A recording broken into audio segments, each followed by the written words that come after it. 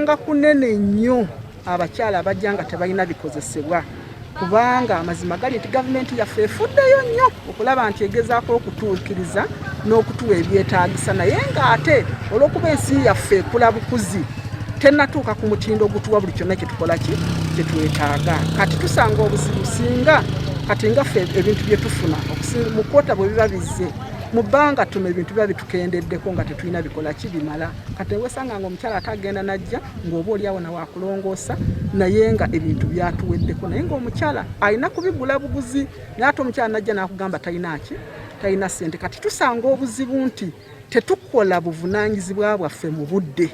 We Koika project, we are very closely working with the community people, and currently we found so many, especially teenage girls, we found more than 30% they get pregnant because of long-term this COVID lockdown situation.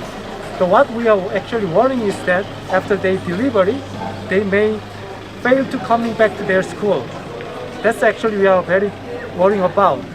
All family, all children must be blessed, but because of this situation, we are very worrying about even the future of children and also mother.